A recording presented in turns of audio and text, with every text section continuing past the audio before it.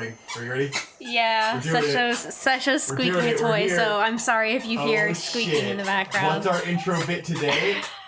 It's the motherfucking Sonic 2 trailer reaction, boys. Well, here it is. Here it fucking is. We've already live reaction. Sasha, shut the been fuck claimed up. by Sony, so that's good. I like starting it off strong. Oh my god, there he is. It's fucking Sonic. He's back again. He's coming back at it. Space Colony Arc is doing some shit. Sesho is chewing on a toy. Extremely annoying. We're watching Sesho for Nate and Michelle. Sesho is here and it's gone. Yeah, the toy's gone. Oh, it left. You're Sesho, ruining our Sonic trailer reaction, Sesho. Go away. Sesho, it's gone. Good doggy. Go elsewhere, buddy. It's Jim Carrey. He's Dr. Eggman again. He didn't get fat though. He did not get fat. Wasn't he fat in the? He was like, I feel like he was getting, the belly, but yeah, maybe he couldn't commit, Maybe the CG was too much. It looks too stupid. Tails! It's fucking Tails, boys! Tails sounds perfect, by the way. He has a great voice, yeah. The voice actress for Tails fucking killed it. And it sounds like classic cartoon Tails, Yeah. She fucking nailed it. Yeah. It's like a mix between Sonic Adventure 2 Tails and like classic movie Tails. Yeah, adventure. All right, there it is, guys. You know that's the final, final destination. Of course. Where's Tikal? The air temple. You're never going to get my power. Oh shit. What's up? Oh fuck. It's Knuckles! I look like I need your power. Respect Knuckles! You don't fuckles with Knuckles, boys! You never fuckles with the Knuckles. I mean, I'm gonna be real. This is best case scenario for Knuckles in a live action movie. It's pretty great. It's funny because we recently watched some incredibly autistic video on YouTube. That Ableism right off the bat. This dude doing his let me get rid of the display. Boom. But it was this guy talking about the like pussification of Knuckles over time. Oh yeah, how he became a friend, a himbo instead of because he started as a rival. badass and a rival, and then he gets watered down into being a himbo. And it's like this is he's gonna lose his shit. This is rival Knuckles. This is badass Knuckles. This is pure distilled essence of like the first appearance of Knuckles, And Idris Elba, at least, like over the course of multiple movies, can probably pull off being bad guy Knuckles and transitioning into good guy Knuckles. Yeah. It's probably why they chose him, because I'm sure Sonic 3 is gonna be like he's on the good guy side. Yeah, he's gonna trade sides, obviously. And then it'll be time for Shadow and Rouge. You're gonna get Rouge, random girl who said that you wanted Rouge at the end of the Sonic movie. You're gonna get it. How will they do live action Rouge? That is the question. In modern era, like, can she be as hot as she's meant to be? I have to wonder if she's gonna get like the Faye treatment. Yeah, exactly. She might get watered down. And she does have some outfits where like her boobies are covered up a little more. Like she's still got the boobies, but they're covered. I feel like that's the route. Probably. If they nerf, oh my god, if they nerf Rouge's titties. Oh, they definitely will. The outcry. That's the thing. It's like you might as well not even have Rouge. You thought Tifa Gate was bad. Yeah. Fucking Rouge Gate is gonna be a nightmare. They just can't do it, but they might. Who knows? Sonic 3 is truly uncharted This territory. is a brave new fucking world we're living in, alright? If we can have a Sonic movie that somehow turned out better than the Cowboy Bebop adaptation, that has Knuckles, that has the Master Emerald, that'll probably have Tikal and Space Colony Arc. I mean, I feel like we can get Rouge with tits, I feel like anything's possible. Like Sonic 2 might have Tikal. She might not have been shown in the trailer, but she could be there. I feel like they could. They might be holding their hand for the Sonic fans, Yeah. And it's like they'll have to throw her in because someone will have to explain the origins of the Master Emerald and who Knuckles is. So like she'll come in and do that. So that will be Tikal's job within the plot. Down to the other spot from here. Maybe not. Whatever. Anyway, yeah, that's how they'll April work her 8th. in. Let's fucking go. And then, like, I don't think they're gonna work in Amy Rose yet. Because it's too much. It would be a lot of characters to add, I think, and a Yeah. lot of lore to explore. And I think most people probably aren't too upset with Amy not being in the movies, because she's not a character I think a lot of people think too fondly of. Really a character. She's not anyone's, like, favorite, you know? No one's like, my favorite Sonic character is Amy Rose. Be careful now. I'm sorry if your favorite character is Amy. She does have a fucking banging character song in Sonic Adventure. Yeah. Well, she's the self-insert for all the girls who want to fuck Sonic. That's yeah. The I mean, purpose she definitely. Sesho, you better not be thinking about eating that plant. I love you, but don't do it. Yeah, if any character I think is going to be excluded from the movie, it's going to be Amy. Yeah. Because modern it's gonna be audiences crazy. in theaters won't like. I don't see that being a character they like. Just think that will logically they will do Sonic Adventure 2 as the third movie. You know. We can only hope, man. Like, we can just dream. Like, what is Sonic 3 about? Who cares? Listen, it's whatever. We you may know? have the Omicron variant. This may be the new normal. We may be living with COVID for the rest of our fucking natural lives, but god damn it, Sonic Adventure 2 plot for the third Sonic movie, it was all worth it. I'd lose 100 million more lives for this. Oh shit! You said Robux? Are you betting Robux? Yeah, I'm betting the only 100 million logical more way to gamble on a Sonic Robux movie on adaptation. this. You have to gamble in Robux. No. Oh no. Oh fuck. Ah shit. I threw a Molotov cocktail. It's such a trip, by the way, Forgot this guy was even here. to be sitting here. I know y'all can't see me.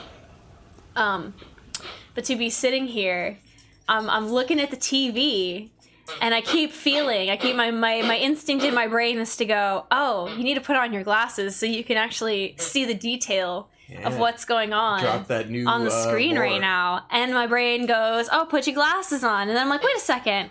I can see, and I'm not wearing my glasses. Why is that, Hope? How did that happen? That's What's because... going on? Sasha, you're gonna knock over my coffee! Oh my fucking god, Sesha. Oh my god. Like, literally super chill until we start fucking Let me go get him screaming. some green beans. Yeah, distract him with green beans. This toy is annoying as hell. Thanks, Michelle and Nate, for the most annoying toy ever. Oh my god. He's usually fine. He just lays around, but I think he's excited because we're talking and we're excited.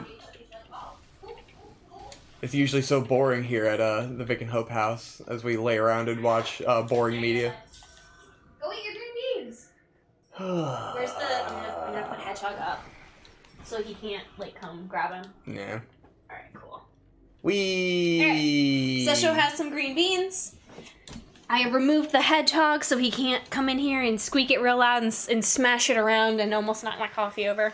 Anyway, as I was saying, I'm watching this beautiful footage of Bloodborne and I'm not wearing any glasses. Yeah. Because yesterday I got my eyeballs lasered and now I have 2015 vision! It's pretty amazing how fast it just, like, you got them lasered, and today you're good. Like, Yeah. it's crazy. I mean, you have to do the whole recovery process, but, like... as with anything. But you can see, But I know? can see better than I've seen since elementary school. God. Like, I haven't had 20/20 yeah, vision since, like, second grade. You have 2015 vision. You have superhuman next-level vision. I have beyond human vision right now. I'm seeing into the fucking spirit Hope's realm. vision is superior to what a human being can be bored with. But Oh, yeah. fuck. So I went and got LASIK. I keep pressing the wrong fucking buttons. It's driving me insane. Nice. All of my coworkers, like, have gone and gotten LASIK, and they all swore by it. And for the longest time, I was really kind of freaked out because I was just like, I don't know. Like, it's a lot of eyeball touching and, like, things shooting directly into your eyeball. And, like, It's no spooky. one likes having their eyes, like, directly messed with, obviously. But I finally decided this year that before I turned 30, I wanted to have good vision. Yeah. So I was like, fuck it. And I took my Biden bucks, my Trump bucks and my Biden bucks that we got, you know, last year during the pandemic. And the pandemic, yeah. and I saved them up and I went and bought myself some better vision. biohacked, baby. And now I got Yeah. 2015 vision, boys. Aren't you happy that there is capitalism? Wow, and yeah. therefore you can get medical treatment? I'm so glad we have the best healthcare system in the world where Yep. my vision insurance literally didn't cover any of my LASIK. Yeah. Cool. 'Cause I'm just gonna pay for all that's, that out of pocket then, but dog, thanks. That's basically cosmetic surgery. You don't Yeah, need it's basically, LASIK. you know, like getting a boob job or something. You don't need it. It's fine. So your European and Canadian viewers, if you're out there, let us know if you can get LASIK covered by your insurance in Europe. That'd Willing be to bet dollars to donuts that they can at least get partial coverage for LASIK, if not full coverage. I'll be shocked if y'all don't have some amount of coverage from your vision providers for LASIK. Yeah. That being said, it's a fucking trip of an experience. It's very weird. I have to close this window blind. It's driving me insane. Oh, I okay. can't see shit. Oh, all right. Sorry. Got the window behind me. So, basically, to sum it up, couple weeks before my actual LASIK day, I went in and they did like 2 hours of testing on me. They sat me in front of like a billion different machines and they map your eye in like every way imaginable from every angle, so they know they're getting like the perfect course for correcting your vision. And then they're just like, yeah, you're a good candidate for LASIK, so we're gonna schedule you. And they send you home with like a billion different scripts for eye drops. And I also asked for Valium because I am an anxious person. And I knew I would be, if I was anxious about doing the testing before the laser, I was really going to be anxious the day of the laser. So they sent me home with a script for some Valium and a whole shit ton of eye drops. You start your eye drops a couple days before the procedure, and then you go in, and when you're in the office, they do a final check, and they're like, okie dokie, take your Valium. And I took my Valium, and they brought me into the back, and for a while I was like just kind of sitting in a room by myself waiting for it to be my turn on the laser machine, and I fell asleep in the chair because the Valium was just like, whoop, just completely, whoop, like a little fuzzy blanket over my brain. Like, in the back of your mind, you still know that, like, you're about to, like, have a medical procedure, but it's just such a trip to, like, not be feeling any anxiety and, like, for the internal monologue to be, like, muffled. Yeah. Like, to not really be going on at all. It's really bizarre. It's strange. Look at that guy. He's hanging on the side of the building. You see him? Oh, cool. Yeah. I You like can see him it. now because he has LASIK. I can see him with trying my to find- 2015 vision. Like, you can get a binoculars item, I think, and then you can zoom in, but I... Oh, nice. What is he? Is he just like a big skeleton? I think he's one of those dog guys. Oh, he's a doggy. Okay. Yeah. Yeah, that makes I can't really sense. see him. It's just fucking awesome that you can just This see game just everything. looks so good. It's so cool. Like, up there is, I think we're... What's her name is? Vicar Amelia? Yeah. Nice. Take me to church. Ooh. But, so you sit in your room, you wait for them to be ready for Why you do I to keep going back the same fucking way? Sorry. go on the laser machine, and then literally you just lay down, and they tape one of your eyes closed while they work on the other. And the weirdest, most uncomfortable thing about it is that, so before, the process basically has two stages. The first stage is when they actually, like, cut the flap into your cornea with the laser, and then the second stage is when they shoot the laser in there to correct your actual vision itself. And the first stage is the worst because, so they give you the little speculum to hold your eyelids open, but in order to cut the flap, they have to increase your intraocular pressure. So the optometrist, like, basically puts the speculum in and then, like, squishes down, like, pushes down on the speculum to increase your intraocular pressure. And first of all, that's a fucking weird sensation to have your eyeball being squished on. And I had read that when they do this, your vision goes black for a couple seconds. And I was like, okay, well, I'm glad someone warned me that my vision was gonna go black because that would really freak me out. Horrifying. So what actually happened to me was that my vision, like, dimmed for 2 or 3 seconds, and then all I could see was, like, white. Like, honest to God, for, like, I think it must have, maybe that thing was pushing on my eye for 15 seconds. But in those 15 seconds, I could not have told you, like, where I was looking. Everything was just white. And that was the weirdest experience, to feel your eyeball being squished and also to not know where you're looking or like what orientation your eye is in. You're just kind of sitting there like, okay. And so that wasn't like pleasant. It's certainly bearable, but it's not like fun. Yeah. And then they rotate your little bed around to go under the other laser. And then you can see again, so you can actually, like, just stare up into the little, like, so basically they have these, like, crazy little red lasers on the sides and a green light right in the middle. So you just stare at the Great Gatsby green light while they, like, shoot a whole bunch of different red lights at your eye, and you just stare straight ahead. And it only takes, like, 5 to 10 seconds per eye for them to, like, shoot the laser in. And then after that is weird because they didn't tell me this, but what I think they were doing was making sure that the flap had set back down onto, like, smoothly onto my cornea. Because definitely, my doctor was, like, touching all up on my eyeball. And, like, I didn't feel anything, but, like, you just kind of know. Because it's, like, It's so close to your field of vision. It's like, you gotta be touching my eyeball right now. There's nothing else that you could possibly be doing. So they touch up all on your eyeball and, like, flatten out and make sure that the little seam is gonna heal nicely. Shit. Fuck. And then you have to go sit in a room with your eyes closed for half an hour. So you just sit in a chair with your eyes closed, like, do-do-do-do-do. Like, that was an experience. And then, the doctor does a final check and makes sure that everything healed up and closed up and there's no bubbles or anything in your little corneal flap. And then you go home, and for the rest of the night, every 30 minutes, you have to do eye drops. And that's fun. And then for the next week, I have to sleep with these goofy little plastic eye covers. They're pretty fucking funny. They're really funny. They're You have to tape them to your face. So I'm just like, I'm going to bed, and I have these like 2 basically like clear sports cups taped above my eyes. So you don't like accidentally rub your eyes while you're asleep, because you're absolutely not allowed to rub your eyes for the first like month after the procedure, because you could fuck up the flap. So you got to be really careful. The flap. Don't touch that shit, because you will fuck yourself up. It's trippy, because like it's not like your eyes can scab or anything, you know? Yeah, I mean, it just heals. It's gotta do its thing. And I mean, the slice that they make is like crazy thin. It's like 1/20th of like. I can't imagine being Something. like the first LASIK patient. Oh, like, how did they figure all this no. shit out, you know? Too scary. I would never have a volunteer to be the first LASIK patient. Well, that guy fell and died. He did. Good job, dumbass. Nice.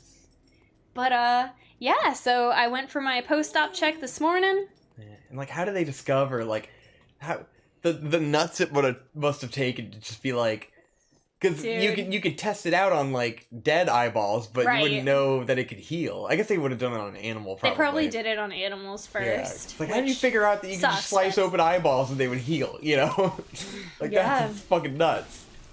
It's pretty wild, honestly. Maybe they would have observed eyeballs healing on their own through like someone getting like a cornea scratch or some shit. Yeah, I mean corneal scratches heal fairly quickly. Mm-hmm. That doesn't take very long in most cases. Unless you have, like, immunocompromising issues. And so the real questions that I was asking, you know, I had many questions while we were going through this process. Oh, yeah? So my big question is, if the doctor cut open the flap on the eyeball and then farted into your eye, could you get poop particles stuck inside your eyeball? These are the real important questions we need to be asking. I think the answer to that question is yes, you could. That could happen, but no doctor would do that. If I ever had to get LASIK, I would interrogate the doctor very thoroughly. Yeah. And I would ask him, I'd be like, how many do you times plan to poop? Well, how many times a day do you fart? How often? Have you ever farted during surgery? And then you do like a Larry David look in his eyes, like the doo doo doo doo doo doo. You really gotta size him up, see what he's about, see what's going on in there, and say, "Are you lying to me? Are you telling the truth, buddy?" Well, I'm really glad. I don't want any doctors farting in my eyes. I'm really glad it was me getting the LASIK and not you then. Yeah, they would kick me out. But yeah, all that being said, I would say defo worth it. pretty fucking cool to be able to just, like, see. Yeah. And that, like, we as humans just have this technology to just be like, all right, I'm gonna shoot a laser into your eye and you're gonna be uncomfortable for the rest of the day. But then when you wake up in the morning, you're gonna be like, damn, bitch, I can see. Yep. There he is. It's really a testament of capitalism that it's like we found a cure for a thing and like, but you have to pay an excessive amount of money to be able to have it. Yeah, and I mean, I even got a pretty nice discount for being a healthcare worker. So without that, it really is How do I get him down? quite the expensive procedure. I'm not gonna lie. How did he jump down? Shoot him in the butt. Come on down, buddy. Shoot Oh, him he in wants the butt. me to go there, Shoot maybe? him in the butt. Yeah, Another maybe you one? get a trigger, and when you walk back out, he'll be like, "What's up? It's me." Yep, there we go. Yeah. He thought he was real fucking slick. Bad dog. Damn, the startup on the counter is so logged. He thought he was a real slick little gentleman Hey, there. sorry I derailed the rest of your LASIK story, but I just wanted to it's add cool. some comedy to the mix. No, I'm trying out my Type 5, my Yeah. LASIK Type 5. Why are you working on your Type 5? You're already married. Who are you trying to impress? Huh? The comedy people, so I can so I can be a. Are you trying to pro- impress Louis C.K.? Yeah. Trying to get featured on his website? I'm trying to do a show at the Comedy Store, you know. I'm Yeah, trying to the Comedy Cellar. It's the store. The It's Comedy store? They call it There's the a Comedy Store. Cellar and there's a store. Is it the cellar or is it the store? Cellar. It's the one in. Where's the cellar? Comedy Cellar's in New York. Okay, the Comedy Store is in LA. Yeah. Because fucking Joe Rogan talks about it all the fucking time. Oh, of course he and does. Hassan talks about it all the time. Oh, he's squeaking the Yeah, he's hamster. squeaking the fucking toy. Okay, I was like, what the hell is show that with this noise? fucking toy. And that's not even the loudest one. Yep.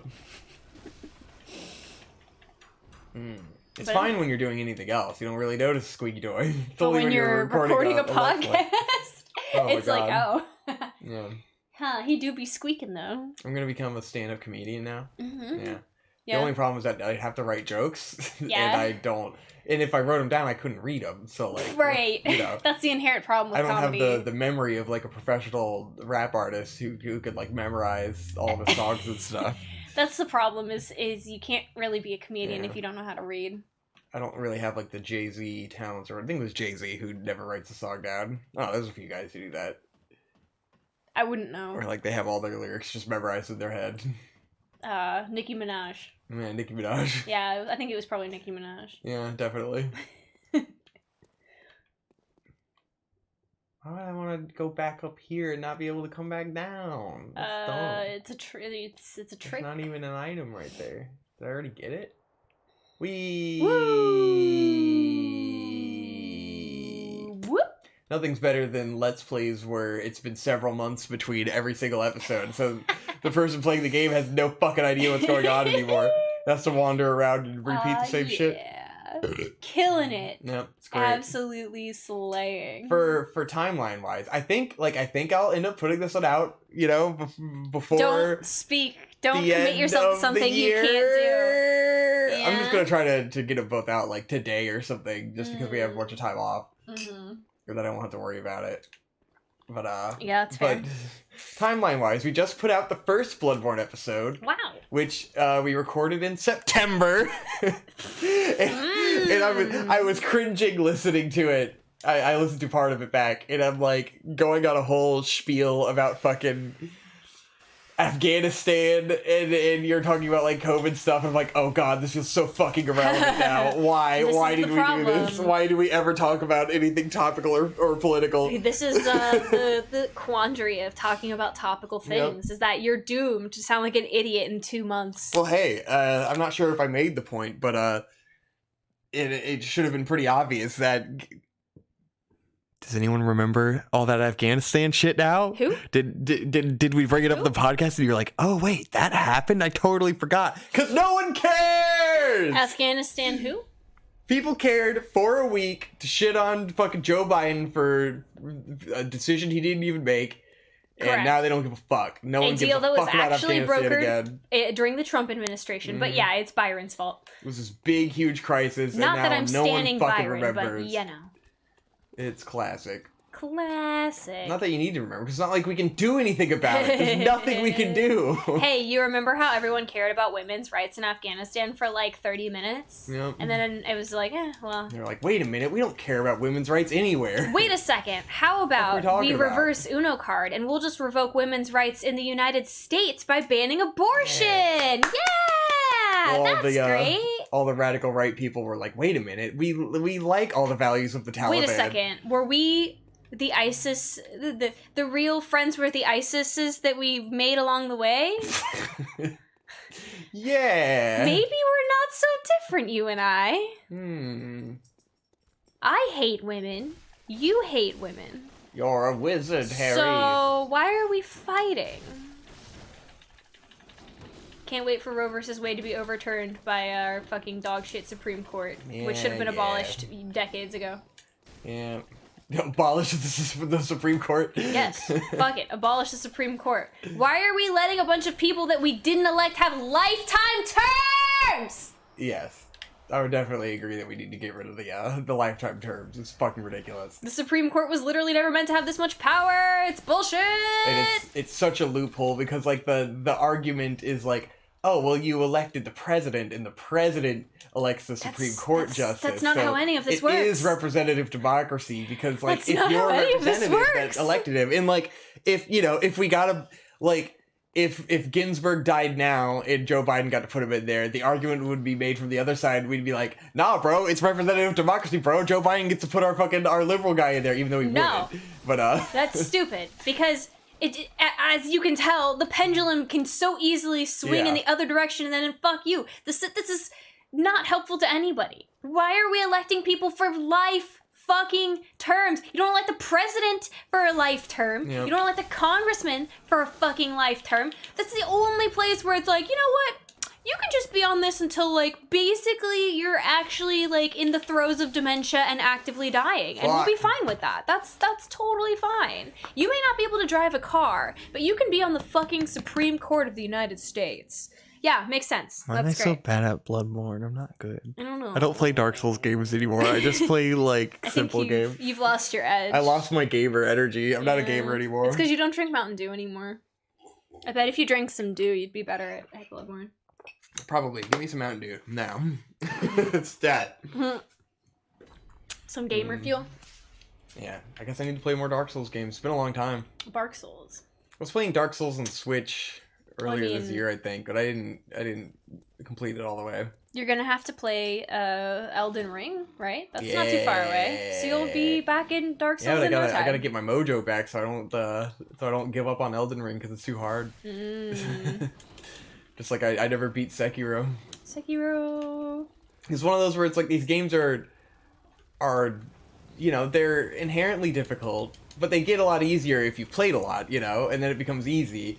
But then with a game like Sekiro, it's like you get good, and then it's still really, really hard, and then you take a month off, and you lose all your fucking skills, and then the longer it's been since you played, like, you can't just start back on the old save file and finish the game, You're gonna have to start the game from the beginning again. And then in the beginning stuff, I have way less patience, because I'm like, I just want to get to the good shit, I just want to get to the real shit, but you gotta kill every single fucking enemy on the way. Hey, yo, I'm not gonna lie. That sounds way too tedious for me. It's incredibly fucking tedious. It's very hard to return to these games, like, when you haven't been playing a lot of video games. And then you feel like you're a fucking Norman. have been playing games, just... Yeah, I just haven't not been Souls playing games. difficult games, like, playing Pokemon Diamond is, like, mind-numbingly easy.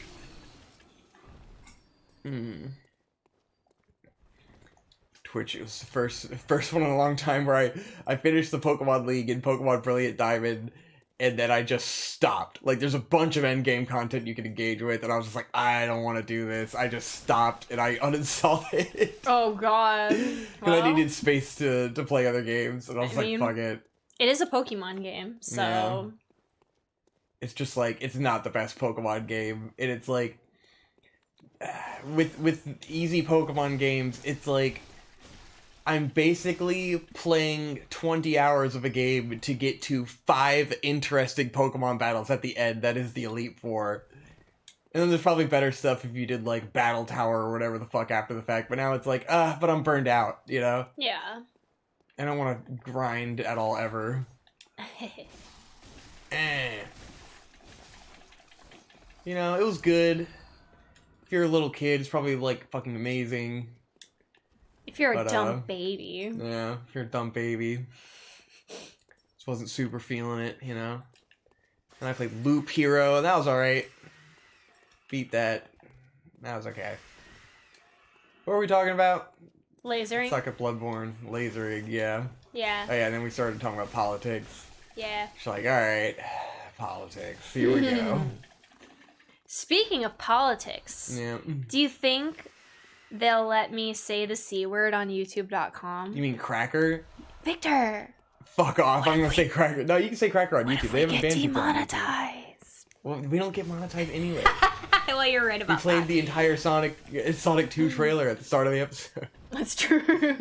Even though that's also an ad that's gonna It's play literally in an front ad of, like, with free advertisement. It's already an ad. it's gonna fucking play at the top of the video. So you get to watch it twice. Yeah.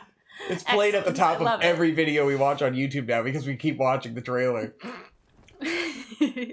Because it'll come out as an ad and I go, yeah, the Sonic trailer! And I watch the whole fucking thing. I'm Sonic. Because I want to see Aw. Sonic. This guy's sad. He didn't do nothing. Yeah, but he's a little fucked up guy. Look at Yeah, him. I He's mean, got, like, he's a bunch of heads. He's one fucked up dentist, but Look at him. He's like a bunch of faces. Oh, but, God. like, was he like hurting anybody? And he's a little- Just 'cause you think he's but I ugly, he need deserves to I die? need his fucking blood shards, bruh. I need his shit. I don't know. I need his doo-doo. Seems awful judgmental of you to deem he's not worthy of living. His little furry poopy. His little fragmented fucking doo-doos. Oh, man. Where are we going? What are you buying? I'm going down, down, down, down, all the way down. Nice. So Victor, Yes? it's safe to say that you are offended by the word cracker. Yes, deeply offended. Yes. Oh, I need God. to defend the white race by neutralizing everyone's ability to say the word cracker. Yeah. Fucking cracker, bitch, bullshit. I have nothing to say about the cracker debate. It's all been said very I just quickly. wanted to bring it up as a meme. Yeah. I don't have anything that no one else has said. It's pretty fucking awful stupid, and annoying. Obviously. It's the dumbest fucking thing that's ever happened. yeah, no one's offended by the word cracker. Get real. Come on now. Jesus fucking Christ. Let's relax. Yeah. Like, I would hope people would be more offended by like hillbilly and like hick. You think hick redneck, seems a lot worse to like- me, you know. Trailer trash. Trailer trash. Like, Trailer trash is Any pretty number good. of things Yeah. could be more offensive to white people than that. Yeah, things that are like actually applicable and kind of mean something in a modern time. Nah, I'm gonna be mad about cracker. Yeah. Well, it's okay. I like because fucking Colonizer. That one's pretty good. Colonizer's a great one because Colonizer's it's fun. true. Yeah. It's literally just an accurate it's descriptor. a You can't good- get mad about it. It's a good agitative word because like it's kind of fucking vapid because it's like but it's perfect because it's like a nuh-uh, you know. Well, it's And, like, that's well, the most I didn't effective do it. insults. Like calling someone gay back in the day as an insult was so effective because people were like, I'm not gay, and everyone was so homophobic, you know, that it was like that ain't me. it really worked because like an insult is something that you don't want people to call you because it doesn't represent who you are, you know? Like, that's usually how you Right. get under people's skin. Because, like, you can get under people's skin with fucking anything if it's just, like, If that you phrase specific it the thing right that way. gets to them. And so it's, like, it's so easy to trigger people with colonizer because they feel as though it misrepresents them, you know, because they're like, I never colonized anything, blah, blah, blah. And it's I like, didn't do that. well, now you're actually giving the insult weight because it's so effective. Right, you because know? you're you're active to it, and therefore it means that it has had some sort of effect on you. Yeah. It's the same premise as your uncle that likes to give you shit at every holiday dinner, and if you don't react to the things that he says, eventually he stops. If Yeah. you do, it just gets worse. Where it's like, as a little kid, I hated being called a girl, you know, because I had long hair, and so everyone said I looked like a girl, and I was like, but I'm not a girl, so this offends me, because this is not what I am. You were Right, misrepresenting but those people me. were doing that to get a rise out of you. Exactly. And it's like, it has no weight if it doesn't get a rise out of you. I like this guy. Yeah, he's cool. He's like, it's like hair and the inside of his skin, like his skin is just like hanging off Yeah, of he's his really head. fucked up. Oh, it's so cool. It's very disturbing. Oh, the monsters and all the Souls games are so good. Just like in those fucking, in that Elden Ring demo, some of the fucking creature designs, I'm just like, whoa, what the fuck? And I'm glad they're taking the opportunity to go buck wild with the designs. They're like, we can be looser with this because it's such a big game. We can just throw them all in there. Hell yeah. Because like stuff like Bloodborne, all the monsters have to be very rigidly like on. Yeah, they have to be on brand, aesthetic for sure. And like Dark Souls 2 probably went the furthest with like getting a little goofy with it. Even though Dark Souls 2 had the most like copy and paste sword guy bosses. But yeah, Elden Ring looks like it's gonna be fucking nuts. It's just like in the trailer. Like weird shit. Even though he's like a mini boss, that like levitating cat guy. Yeah. I fucking love that. That thing was a fucking He was so trip. cool. It's like, I don't even care that he's not important. He's so cool on like a conceptual level. I love him. And like that's why when Dark Souls 2 first came out and I first beat it, like I thought it was better than Dark Souls 1 because it appealed to me more on the level of like I really liked that there was such a diversity of environments and like enemies and stuff because Dark Souls 1 didn't have that much diversity in terms of like the environments. It's like it's mostly kind of the same castle stuff, and then there's like the grove, and then there's the lava place, but it doesn't go that far with like aesthetic differences. Dark Souls 2 was like all fucking over the place. Yeah. But Bloodborne is like the perfect encapsulation of one particular aesthetic executed masterfully. It is the distilled monster aesthetic. It's pretty fucking It's great. like they could not do another game like this, and then even if there's like they could do a Bloodborne 2, but they couldn't ever do another game that looks like this. That's not Bloodborne, you know? Yeah. Like, no one could. Man, it's so cool. It's so cool. It mastered gothic horror aesthetics. God. It's just fucking perfect. Like even this level, it's like this could be the whole fucking game. I could just run this level over and over again because it's so beautiful. There's just so much going on, and it's so dense and like labyrinthine. It's just like God, it's such a fucking crazy place. Absolutely nuts. But fucking Elden Ring's gonna be fun. Yeah. I think it'll be a little rough around the edges in terms of world design for what I'm seeing because it's very odd to have like roaming bands of enemies and shit and like big mobs that you never had in Dark Souls. It's gonna be interesting. Well, I mean, the open world idea is probably gonna have some growing pains, just like anything. But if anyone can do it, it's fucking From Software. They've definitely put a lot of fucking time into the game. They can just rush like shit it out. Oh yeah. And like they can fucking rush some games out, man. Like the way like the how quickly Dark Souls 2, Bloodborne, and Dark Souls 3 came out was like nuts for how good the games are, you know? Dark Souls 2 being probably the most rushed feeling, but like Bloodborne and Dark Souls 3 came out pretty close together, and they're both like, damn, this is a masterpiece. Yeah. Pretty fucking sick. Ooh, doggies! Doggies. Big doggies! Anywho, you got topics? Mostly just like media stuff. Man, what do you got? What are you buying? What are you selling? What are you selling? Been watching a little bit of anime. Been getting back on the anime train. Yeah. Yeah. We watched some of Platinum End, Oh yeah, that was fun. which is fine. You know, It's a silly show. it's goofy. It's anime. You know what I Yeah. mean? It's definitely anime. And then we've been watching Ranking of Kings. Yeah. What do you think about Ranking of Kings, Victor? It's fun, you know. We're just kind of like waiting to see where it's going, but yeah, I got an idea. It's going in the shonen route. Eventually, like they're gonna get to the Ranking of Kings thing, which I think is gonna be like a fucking shonen battle off. You know, that seems to be like a suggestion of where it's gonna end up, which is kind of odd. I don't know. I don't get that feeling at all. Because like, what is I the don't see a Ranking of tournament. Kings? You know, It's like those Like- people come and judge you. yeah. It has nothing to do with fighting the other kings. It's like there's a couple different things But, they like, look at But to where the decide. plot is right now is like main character gaining strength and like learning fighting abilities, you know? It seems logically to me like it's gonna lead to like fighting tournament. I don't think so. I I disagree. don't know. I hope it doesn't, because it's been interesting. That doesn't the way feel it's like been this going. kind of show. That's what I'm saying. Is like I mean, they might do it in a very different way. but Ranking it's of like, Kings is not a battle oriented Yeah. anime whatsoever. And as far as I've appreciated it, it's definitely more about like But it's- relationships and but it's just also finding like your a, strength in like yourself and other people. It's a hero growing stronger journey, though, for sure. Yeah, but I think it's less about what the main character is, to not get into any spoilers. It's less about what he is and more about the relationships and the support system he's forming to Yeah. regain his spot as the king. Or what he deserves, that was, not given to him. That's not really a spoiler. I think that's kind of, Yeah. given.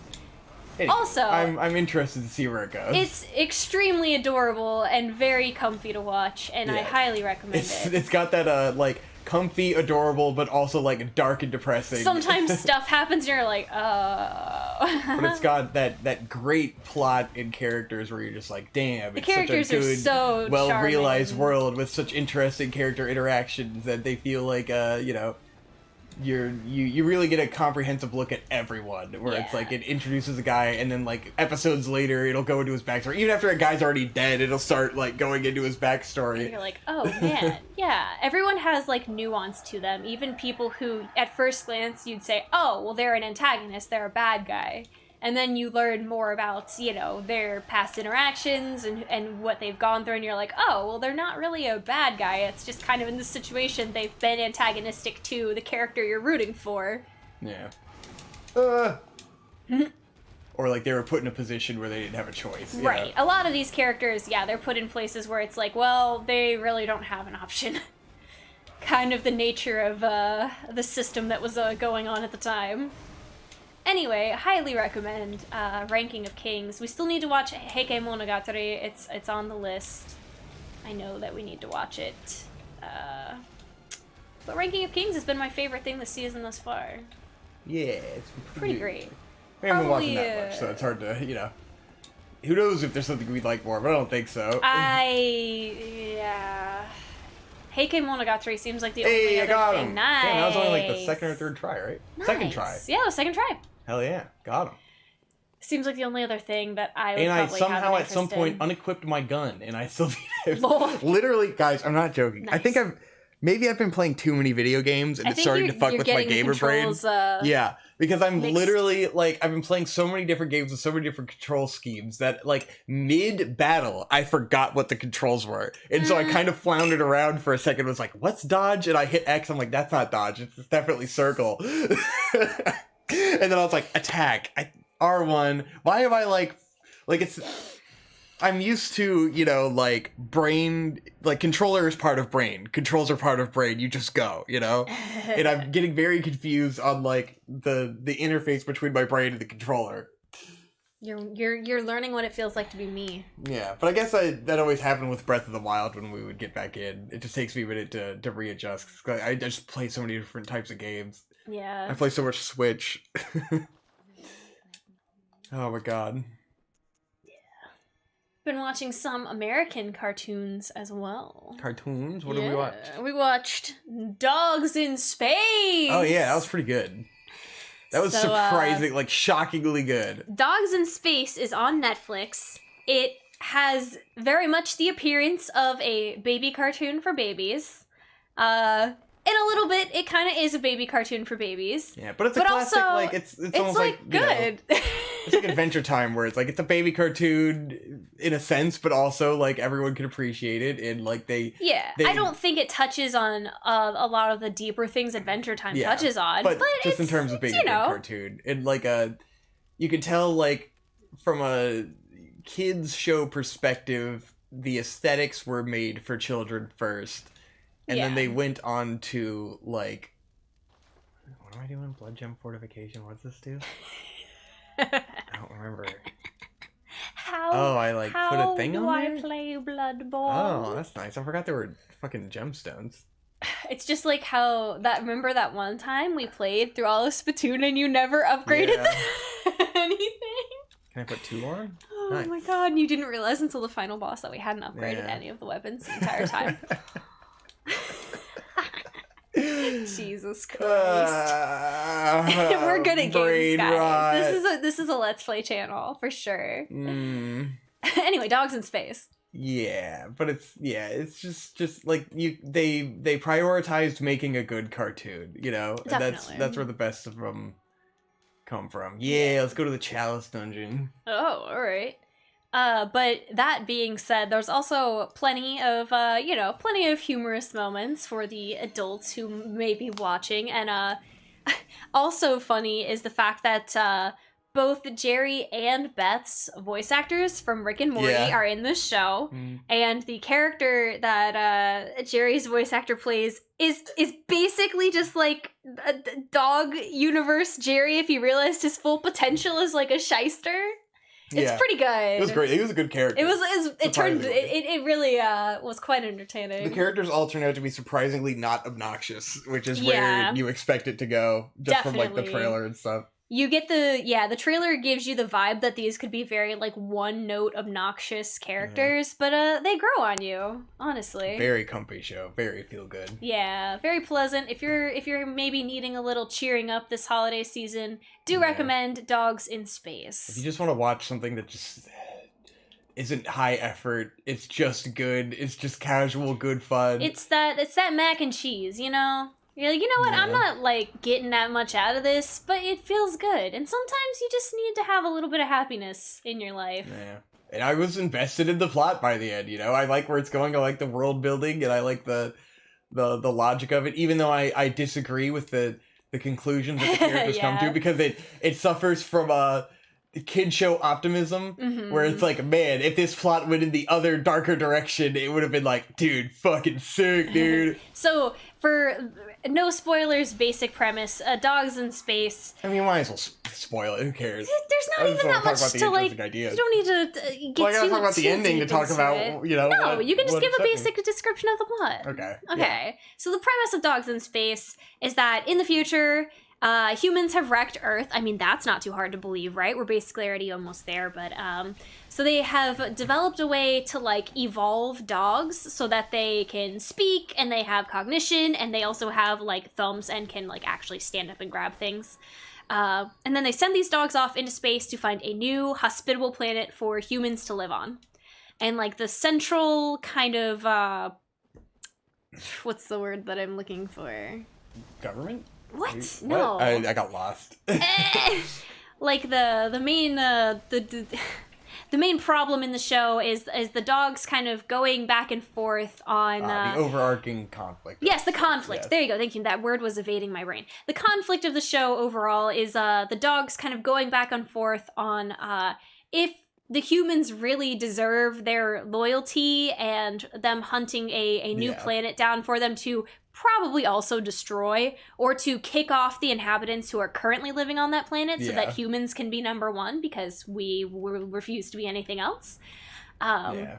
And it's that, so you know, we it's already, the morality of like, is this a good idea? Do they Yeah. really deserve this? Is this what's best for everybody? And, like, that's the cool question that I enjoy. And, like, logically, like, in an adult series, the answer is no. The answer's they fuck don't no. deserve it, you know? Like, they already ruined their own planet. Like, Right. why do they get to go and ruin It's like, another one? well, you had your chance and you fucked it. So And why do there's, you get to like- steal a planet from someone else? There's the dark conceit of, like, the fact that the humans sent dogs out into space to fight. Like, they could go themselves. The technology is there. Why the fuck did they send a bunch of dogs out And into instead, space? they were like, we're gonna mutate dogs and send Yes. them to space. Which inherently demonstrates that they find the value of dog life to be beneath human life. Of course. Because they sent out Yes. dogs. They had to mutate Sentient an dogs animal. are worth less than a human life. So if we lose them in space, it's less of a big deal. Like, the owners will still be sad. Even but, though you I could know. make another argument for it. Because, like, the conceit from the show's perspective is, like, because dogs are so loyal that they know that they'll do a good job and be good boys and find the planet or whatever. Yeah. And I would argue, based on all other space-related media, that they are absolutely correct. Because they always get a group of astronauts that act like fucking children and Yeah. they ruin everything. That's true. And there's always a bunch of scumbags and they betray each other and they murder each other as soon as they get into space. So You know, from clearly that only point of dogs view- can do the mission because humans will fuck it You're up. absolutely right. Dogs would be much more reliable and much more efficient. They're the only fucking things we can send out there because there's not going to be like the scumbag guy who's like, how the fuck did he become an astronaut? Right? What are we doing? Who put you in a position of power when you're literally this big of a douchebag all the time? These guys had to go through, like, it's one thing if they make a conceit where it's like, oh, we sent prisoners into space because we don't value their lives. But when it's High like, Life, right? these are supposed to be some of the most highly vetted, highly qualified people on the fucking planet, and they get up there and they act like fucking children every time. It's infuriating. They just immediately go feral as soon as they go into space, and they're just like, I'm the king of this world! And they murder everyone else on the fucking ship. And I feel like it's like the problem with space and horror movies trying to be too much of like, oh, it has to be about the downfall of humanity and society and human nature and ruining everything. And it's like, can't we just have a horror movie about going into space where all the astronauts are extremely competent and like they engage with the plot in an interesting way where they like do cool things? No, they all have to be fucking idiots, and the whole movie has to be about them dicking around and not anything to do with the fucking alien. The real alien was the humans we made along the way. Can't tell I hate alien space horror movies because they always do this shit. It doesn't matter what it is, man.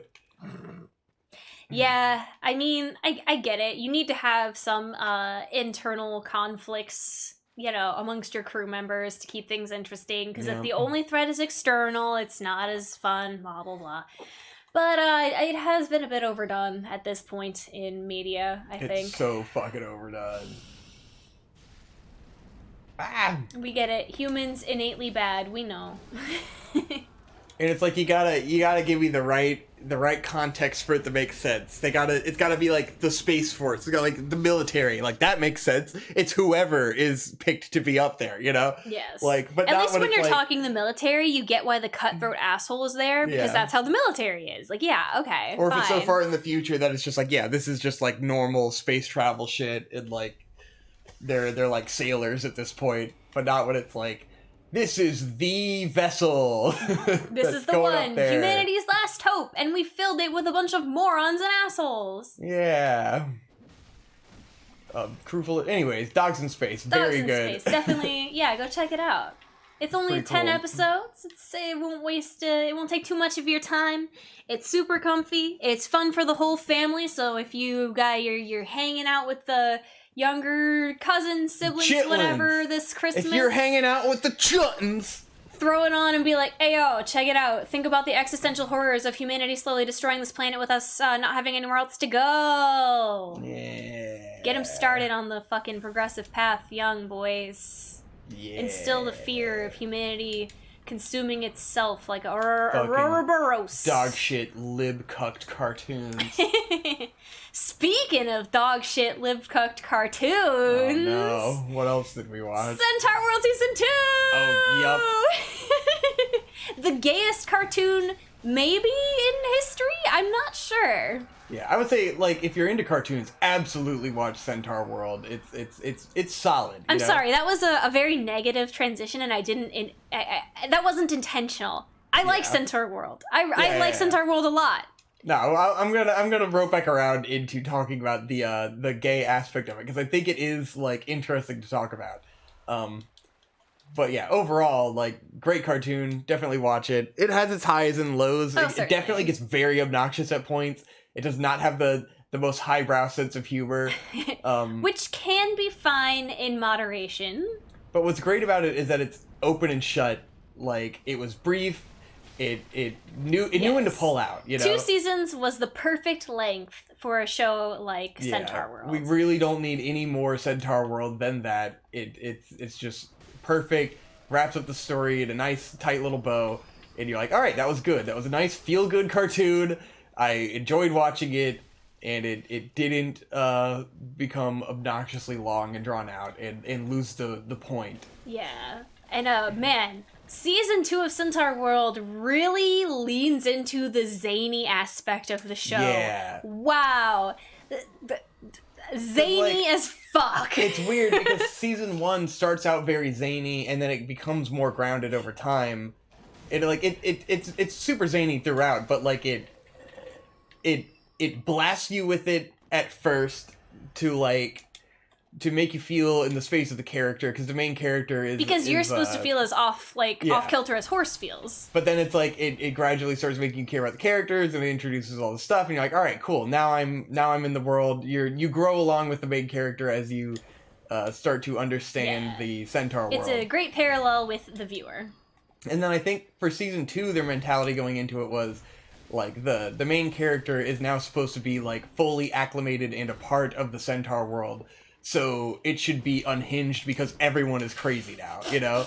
Yeah. And, like, to an extent, I like that direction with it, like, logically. But then it just, like, they lean into the weaker elements of the comedy from the first season and turn them up to 11. And it's that kind of thing where it's, like, I feel like they know it's the last season, and so they want to, like, exhaust every joke and every character. They want to go as hard into these, like, crazy weird concepts and jokes as they possibly can. And I feel like Centaur World, unlike Dogs in Space, borders on that, like, is this intended for kids or not?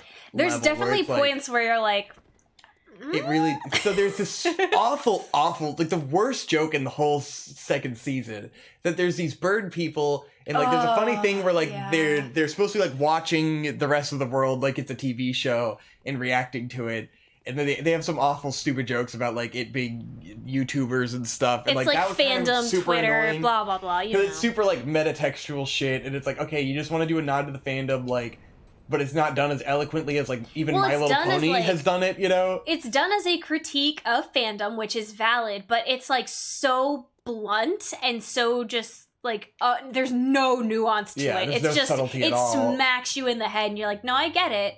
Twitter. And you're like, okay, I know. But then the Twitter joke is, like, the birds tap on eggs to send a message. Yeah. And then the eggs are born prematurely. And they walk around saying the message, but they just, like, slink around and they don't go anywhere. They're just, like, these weird embryonic fetal birds that, like, squeak along the floor. And it's like, who the fuck is this for? Like, kids are gonna think this is weird as shit, and they're not really gonna get it. Like, kids aren't on Twitter, you know? Well, I don't know. Kids are on maybe Twitter. TikTok. Well, like, I can't imagine kids are really into Twitter. I mean, I think they are. Like, I think there's more kids on Twitter than you would I think the imagine. primary demographic isn't, like, little kids for the show. I think it's more like 13 to 17 kind of thing, you know? Or maybe 10. Like, I would say, like, 10 to 12. 10 to 15. 10 to 15. Something like that. Like, those are, like, it's definitely appealing to the niche kid who's on, like, Tumblr the very shit, online you know? kid, yeah. Because it feels like a show that is made by people who grew up with Tumblr for people who are still on Tumblr. Yeah. And for kids. Definitely. And for gay kids, you know? Yeah. Like, definitely very for gay kids, which is great. And I like that about it. Yeah, that's awesome. That's great. But it's like, and that's what I kind of wanted to get into with the gay elements of the show, or that it is definitely, like, the gayest cartoon that has ever been created. Very, very bluntly and openly. Yeah. And for sure. But it's done in, like, a great way where, like, they never acknowledge it in any sort of way that's, I don't know, it's done elegantly to me, where it's just like the characters just are gay, you know? That's just, like, who they are. It's a part of their personality, and they do some gay stuff. Yeah, and it's not like they never address it as, like, so-and-so is gay, and blah, blah, blah. Or they don't leave it toward the end, like Princess Bubblegum and Marceline, where it's just kind of like, a mysterious kind of, like, ooh, are they? And then they kiss at the end. It's like, oh, I guess they were gay. It's like... But I mean, also, you know, we're living in a post-Bubbling world where that paved the way, and now you can have a show like Centaur World where characters are just gay, and it's not addressed at all. It's just kind of like, yeah, they're gay. Because, that's fine now. It's also a matter of, like, these are characters that act super gay, but they don't hammer, like, the gay, like, it's not like Q-Force. Like, that's what I'm trying to get. Like, it's not pandering? where it's like, this is gay! These characters act gay, and they say they're gay all the time. It's like, it's a cross between, like, characters that act very overtly, like, stereotypically gay. They're very, but then, like, the show doesn't address it in any way. So it's not like Adventure Time where the characters don't really act gay at all. They just kind of end up being that way. And like it makes sense contextually and everything, but like they don't, you know. I think it's like important. it's never a part of their personality the way it is in Centaur World, where But I it's think definitely a part of their personality. it's important to show both ways because Yeah. there's some people who want to be flamboyantly gay, and there's some people who don't want to be Yeah. like they don't want to, fucking wave a flag around about it, but it's still a part of who they are. So I think it's important to show both of those, both guess those it's like- aspects. it's a show that feels very proud in a way that it's just like it treats it as if this is normal, you know? Yeah. And you don't get a lot of that, where you don't get a lot of being gay in a cartoon gets to be normal and not addressed like it's something different or Special. specific. Yeah. Yeah. It's just like they just are gay and they're very proud and open about it. Yeah, and it's just not a another big fact deal. of life. Yeah. It's just who they are. And they just get to be that way without it having to be acknowledged. Which is like how it should be in society. Like people should just be gay and you shouldn't even think twice about it, you know?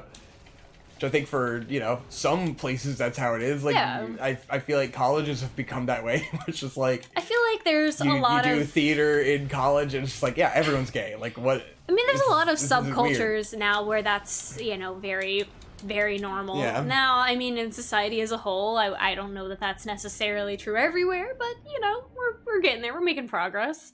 But stuff like this is important to help advance that progress along. Yeah. This is interesting. I'm not doing the best job of eloquently articulating, how it is, but Yeah. it was neat. But, I gotta pee. oh, okay. Carry the show. You can do it. Oh, God. Oh, no. My knees. They're buckling from carrying the weight of the show. You can't see it, but I'm struggling right now under the weight of the show. My ankles are crackling. Sesho's walking into the room. He's gonna help me lift the burden. Sesho, say, "Yep, that's exactly what I wanted you to say." Thank you, buddy. I appreciate that. You are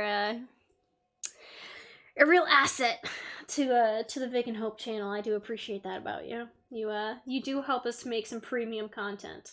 As he's laying here, asking me to scratch his butt. Yeah, there you go, buddy. How are you guys doing? You guys having a decent holiday? You guys got any plans? You making Christmas cookies? I'm not, because I can't bake. But I did buy a pie, so that's exciting. I am excited for that. We're having Italian on Christmas this year. My aunt is hosting us, and she's making Italian food. And I was like, well, you know what? That's okay, because I am sick of Thanksgiving food at this point. Why do we have 2 holidays a month apart where we literally eat exactly the same food, and then there's like metric tons of it left over, so you have to eat it for the next 2 weeks. So it's like for 4 weeks out of 2 months, you have to eat all these leftovers of the exact same food. And it's like, how are we expected not to get sick of it? Why do we have to eat the same thing on Christmas as we do on Thanksgiving? Who implemented this rule? And I would like to petition to change it to something else, because turkey and ham, fucking overrated, man. It's okay once a year. Make it a once a year little treat. Fine. Twice in 2 months? It's not necessary. It's just not necessary. Leave a comment in what you think the replacement second holiday meal should be, and tell me if you would rather replace the Thanksgiving meal or the Christmas meal, and what your replacement meal is. We did Mexican food on Thanksgiving, so that worked out pretty good. I've always wanted to do a Mexican Thanksgiving when I was a kid, so that's what I did this year, and I feel like that was good. That turned out pretty good. Yeah. Always like some homemade enchiladas. Can't go wrong with those. Fuck. Victor's just getting This guy's his got ass big beat. hands. He does. Got big scythe hands. He's a scyther. He's a scyther. Damn, look at him go. I'm trying to get him with my ski door. Scyther. Victor, you got any New Year's resolutions? It's almost New Year's. Well, I want to talk a little bit more about gay characters, because I had some thoughts while I was going Oh, all right. Yeah, go ahead. that I think help articulate it. Get down. So, like- Get down. we just watched this stupid show called 20-somethings in Austin. If you want to see, if you like an occasional stupid ass fucking reality show, this is prime stupid ass reality show material. Yeah. Without it does a great job of having characters that do entertaining stupid things without being awful obnoxious people. And so it makes it quite entertaining, because usually in the reality show format, it's all about like getting the worst people ever to be on there. Yeah. Unless it's like a competition game show, which this one wasn't. It was just about people interacting, you know? And they weren't the worst people on the planet. Anyway, that's besides the point. There's a gay character. Yes. And his whole story is that he came to Austin, and he's always been a closeted gay. And so he's finally coming out. And his big mission is he's gonna be gay in Austin. And so it's like, throughout the course of the show, his entire and singular only plot line is that he's gay and he's gonna get a boyfriend and be gay. And it's like, it in the context of a reality show, it's already trash TV, and it's like, you know, it makes sense for the character arc and everything. But it's like, his only defining characteristic throughout the show is that he's the gay guy who's trying to be openly gay. And like, and that has to define his whole personality, versus other characters who, you know, have to go get a job, have to do this, have to do that. And like, they are mostly focusing on the romantic relationships between characters, because that's just how reality shows work. But it's like, that's my example of like, gay characters in media who are openly gay, usually their entire plot arc and personality is like, I am the gay character who, like, this is my coming out story, and this is what we're gonna focus on. And he doesn't get to be a character outside of his gayness, you know? Yeah. He doesn't do anything else throughout the course of the show.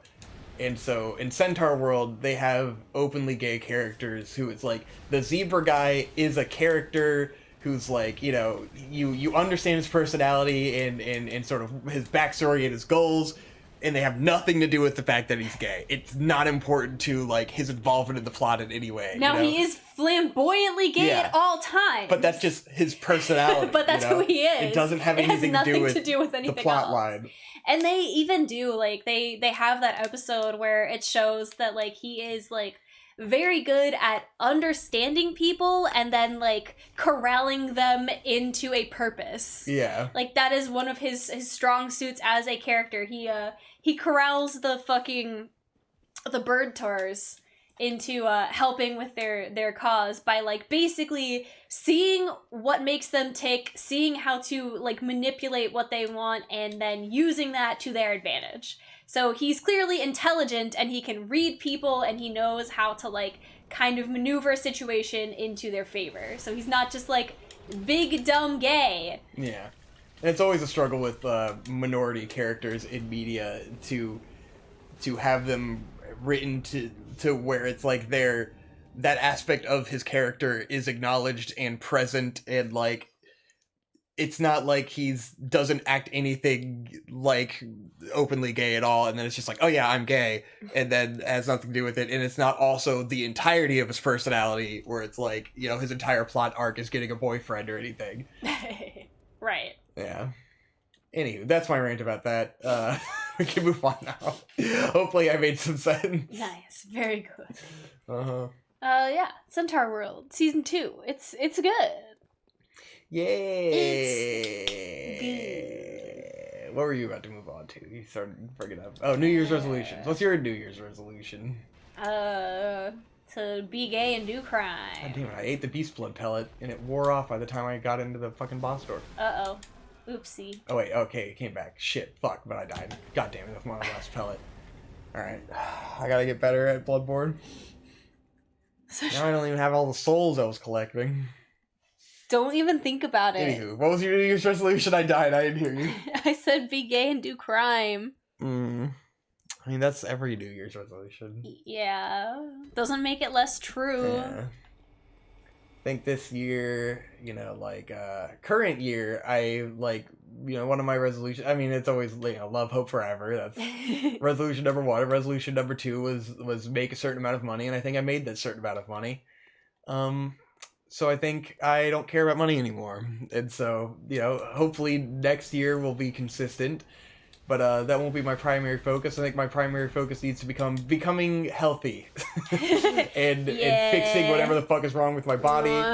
We're gonna try to start off on the right feet. I'm gonna try to go to a nutritionist. Yeah. I'm gonna try to make that a resolve. And we'll start making Victor healthy again, because that should be my number one priority, because I have a growing, deep fear of death.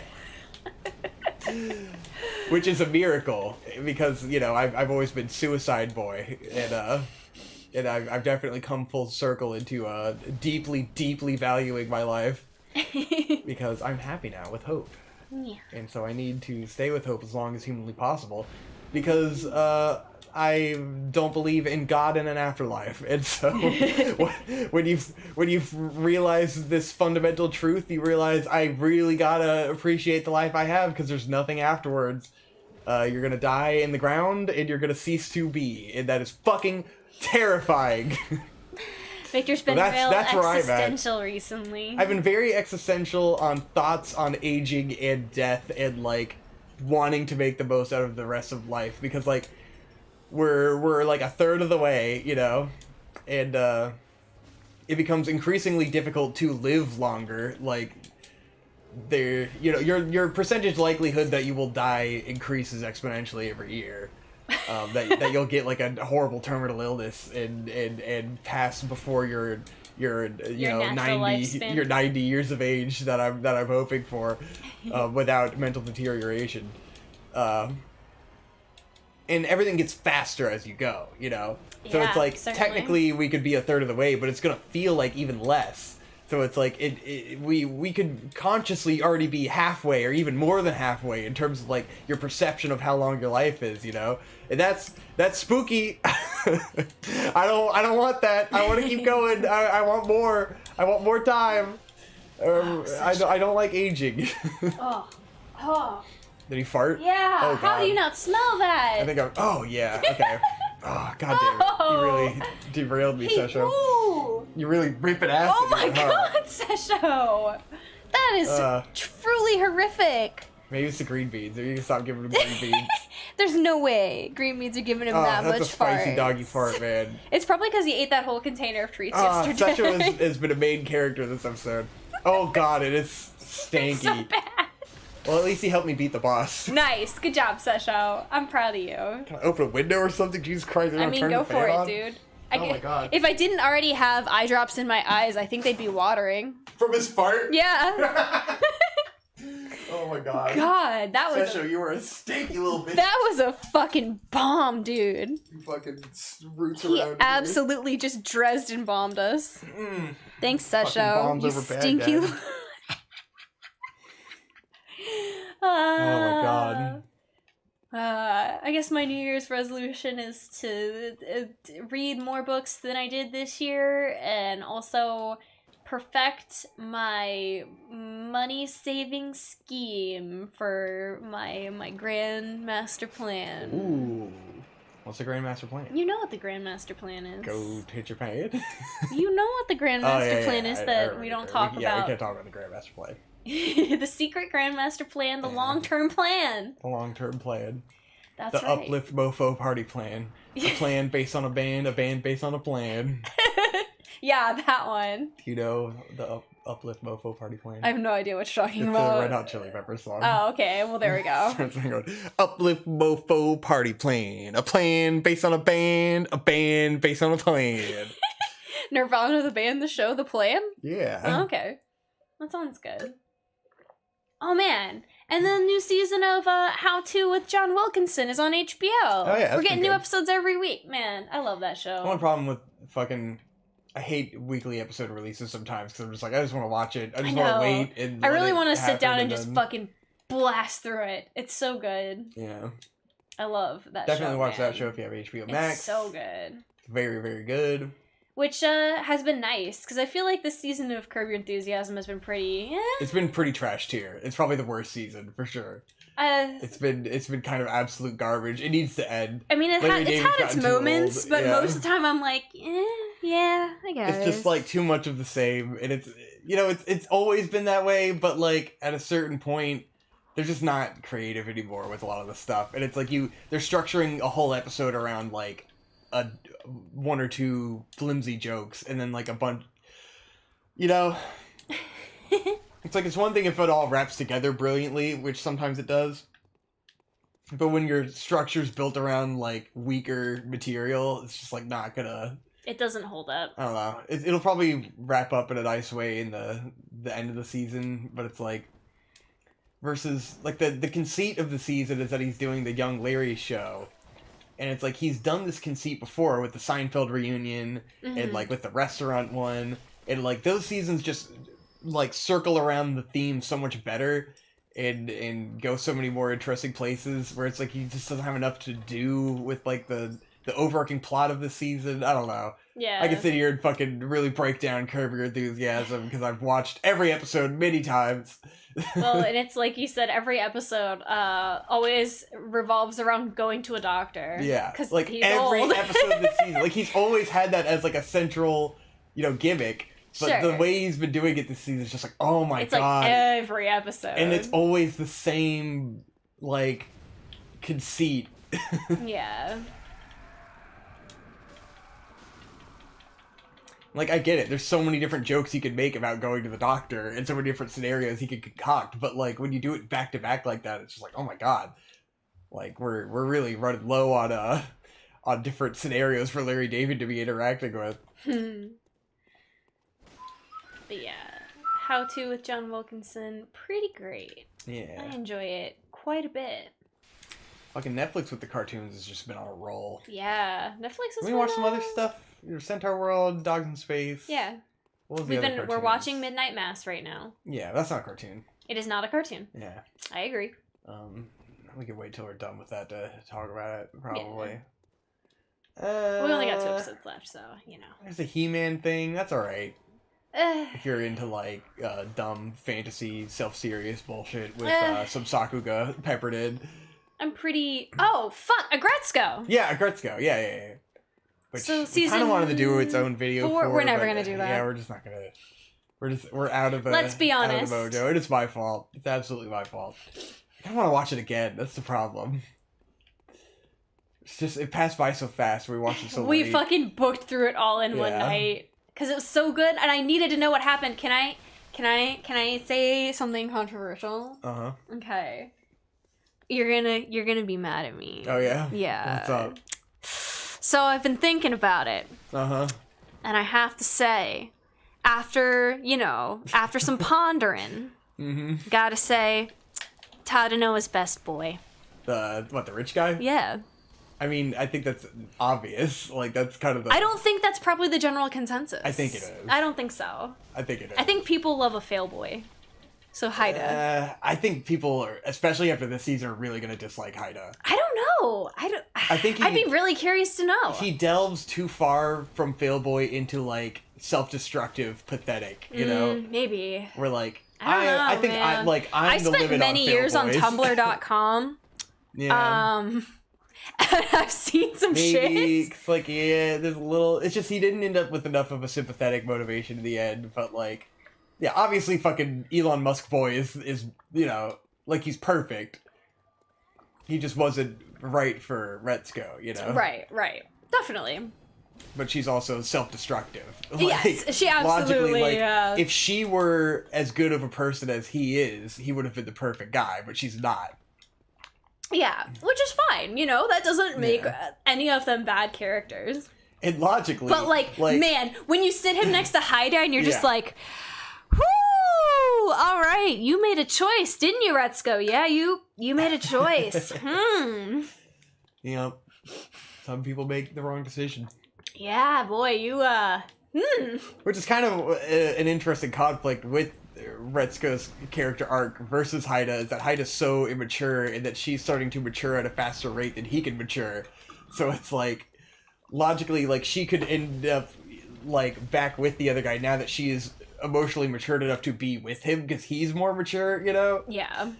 And I mean, they even have that moment that, like, incites jealousy in Haida where he's, like, dropping her off at her apartment. Tadano's dropping her off, and they have that moment where they just do, like, a little bit of banter. Yeah, and you're great just banter. like, that's the most natural interaction I've seen Retsuko do in, like, episodes. Yeah. It's so, like, natural, and, like, it seems like they're both so happy in that interaction that you're just like, man...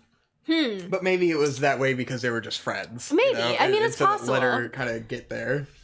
But it's also, it just makes you think, like, you know, her relationship with Haida is, like, so full of, like, turmoil. Yeah. And then you see her interact with Tadano, and you're just like, man, it's so easy.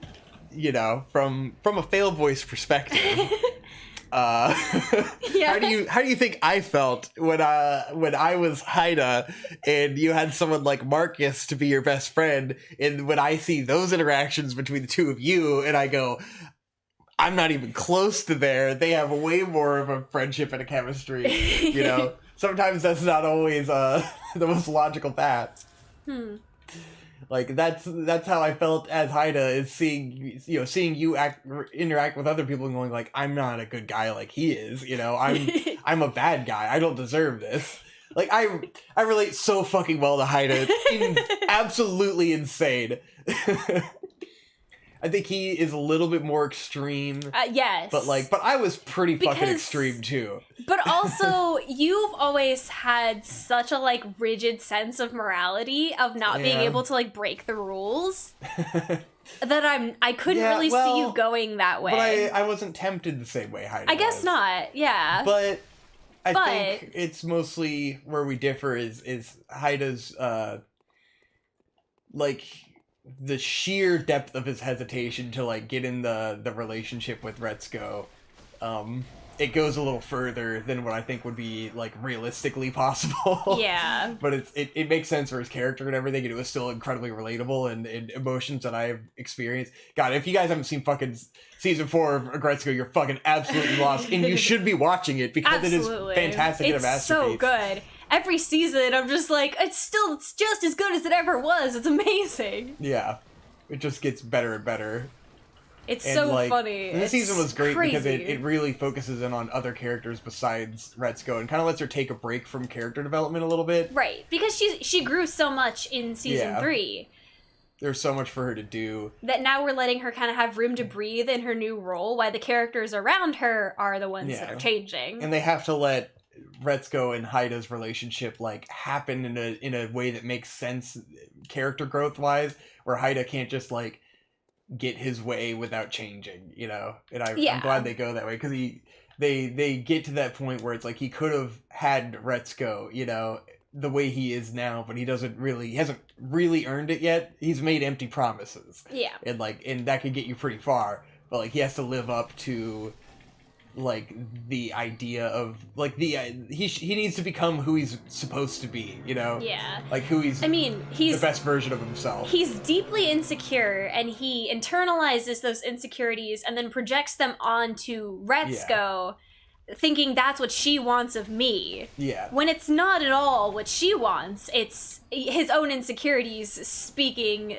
to himself. And he's a classic missing the forest for the trees type guy, where it's like he ends up super absorbed in himself throughout the second half of the season, because, like, the first half he's, like, obsessed with Retsuko and doesn't think he deserves her and stuff, and so he's, like, backing off because it's super fucking relatable and awesome, the point he reaches where he's like, Retsuko is basically offering him to come in, and, like, she's finally letting him in, finally giving him the attention he wanted, and he backs off because he's terrified, because he reaches that point where he's like, he's been, you know, in love with her so long, with that unrequited love, that he's become comfortable in that spot, and he's now facing the reality that, like, if they do start going out and she doesn't like him, then there's no more fantasy of what could have been. It'll become a reality of they didn't work out. Yeah. And so and there's probably no going back to the comfortable thing that they had before. Exactly. It's over. It would be done. Like, it's gone too far, and he can't let that possibility be out there anymore. He has to commit to a decision, which is what you have to do in life. You have to commit to, like, yeah, you wanted this, and now you have to like deliver on and now the on opportunity promise. is here, and you have to take it. It's And that's it's how fucked it up works for him because he put himself out there in the support role for Retsuko and forced himself in there, and then he does a good job, and it's like, well, this is what you wanted. This is the reward, is that now she trusts you and wants you to be a part of her life and support her, but now you're too afraid to deliver on that promise, Yeah. And it's like, well, you shouldn't be putting yourself in that position if you aren't fucking man enough to nut up and like and be the support that she needs. Yeah. Which is how he ends up absolutely fucking up the entire first half of the series. And then he finally gets to that point, and he's so afraid of basically losing it, that he starts to go down the path of like, I mean, it's partially that Retsuko starts sneaking around a little bit, not in a malicious way, but she doesn't tell him what her plan is with what's his face, and so he accidentally sees her with him and starts to get really jealous, Yeah. Which could have been avoided if she were more transparent about. I mean, what it's she certainly were doing. both. Even though Retsuko has matured, there are definitely still immature elements of her. Like, she's not good at communicating, which they reestablish at the beginning of the season when she's trying to come to grips with if she likes Haida or not, or if she wants to think about if she likes Haida or not. Yeah. And she has that conversation at the cafe with Washimi, where Washimi basically has to like walk her into it and be like, okay, it sounds like you want to give this guy a chance. That's what you want, right? And she has to basically be like, you have to say that you might like him. And she like sits in the cafe and she's like struggling to say that like, I like you. And I'm like, oh yeah, this is relatable. So I was like, that was probably exactly what you went through. This is like if me now gave advice to me at like 22. Do you like Victor? You like, have to. You have to tell him. The ghost of hope passed. You this have is to make relatable. a decision. Mm. But the Retsuko, and that's something that it's so easy to identify with. Is Retsuko still very much struggles to communicate her feelings? Yeah. That is and understand, still something she works on. Like, she doesn't really understand what she's feeling and can't really like. She can't express it very well at all. She doesn't quite have the introspection to like realize when she's developed certain feelings. Yes, and definitely finds it very difficult to express that to anyone else. Yeah, which is relatable. Retsuko's perfect. The characters are so fucking perfect. It's amazing. It's so fucking good. Oh, 3 boys. Yeah. Ruh-roh. That's lots of boys. It's a rough one. Oh god, they're big fat boys. Big boys. See, I gotta get rid of the gun guy. He's got a gun.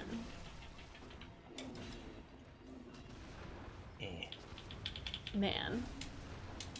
Fuck. But it's been a great year for animation, Good cartoons, some good anime, good movies this year. I mean, 2021's been pretty good. Yeah. I mean, maybe not pandemic-wise, but, entertainment-wise. Yeah, the last few months have been like, damn, Netflix, you're just cranking shit out. Like, holy fuck. It's true. They've been dropping content. Slaying. Especially that both seasons of Centaur World were in the same year. Yeah, that's Whoa. crazy to me. That They just fucking one day we blasted. turned Netflix on, it was like season 2 of Centaur World. Didn't we just watch this in like June? Yep. So nice, because like it just feels like the kind of cartoon where 10 years ago it would have had the most troubled production ever. I mean, 10 years Would have never ago, finished. it would have had like 3 episodes and then disappeared off TV. Exactly. And everyone would have been like, do you remember that like one episode of that cartoon with like the centaur? What was that? And then they try to bring it back and it would just be like not the same at all. You're like, okay, the magic's kind of gone. So, I mean, say what you will about streaming companies and, the labor animation market and whatnot, but, it's definitely enabled us to have test out some ideas and concepts and shows we never would have gotten with network television. It lets passion projects exist in a better way.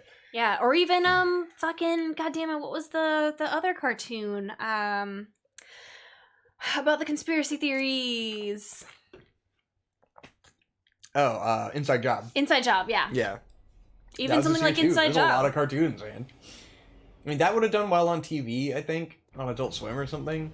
Yeah, Probably not Adult But like Swim. the magic of Netflix and even like HBO is that they can allow things to exist that just would not have done well. Like the How To with John What's His Name show. Yeah, Like yeah. There's no It's fucking so way that would have succeeded on unusual TV. that- It's probably bombing on HBO, you know, but it probably cost them nothing to make. Right. And it's a passion project where it's like Nathan Fielder is a fucking He's executive producer, producing like, it. So it's like, as someone like Nathan Fielder gets what the show is, and so Yeah. he wants to, you know, fund that kind of art. It's like which that's is why a it's show great. that is allowed to exist because people really care. And it's it just- great. Yeah. It's such a unique fucking show. There's no way it could have existed on normal TV. And it's the kind of thing where it's like it might pick up traction over time and be like a classic that people watch forever. It'll be like you know? a cult classic It's over like time. it might make its money back in the long run, but like short-term TV audience would not have like appreciated it at all. No. Would not have done well. Not at all. Just like Nathan For You, it's like that has so much potential as a cult classic show that you know people will recommend forever, and so it'll always continually grow an audience because people will always come back to it because it's so good. Yeah. Which we got to force 2 different friend groups to watch Nathan For You this Yeah. year. Everyone watch Nathan For You. If you come over to our house, just know we're making you watch Nathan For You. Mm-hmm.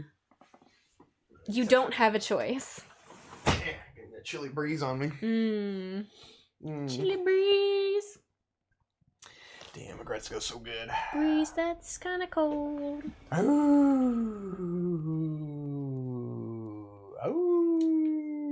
Very cool. I have no blood vials, so there's like no way I could win this. And I ended up with no souls from this, so this is a complete waste of time. I was like, oh, I'm gonna grind in the Chalice dungeon, and then I kept dying and losing all my fucking blood echoes, so now it's like, well, this was entirely pointless. We have made approximately no progress. Let's I thought it would be fucking cool, because go. I don't think we did any Chalice dungeon on the old Digibros playthrough, which the Chalice dungeon is like infinite, basically. Right. You know the lore, right? Yeah. You saw all the I've watched a Bloodborne couple lore. Vadi videos in my day of videos. Should rewatch the Bloodborne body videos. Yeah, it's been a while. It was like right when Digibros Bloodborne was coming out that I watched all of those. Yeah.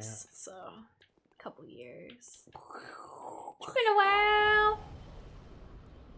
Alright, let's get the fuck out of here. Nice. Go. We gained nothing. We learned nothing. Ah!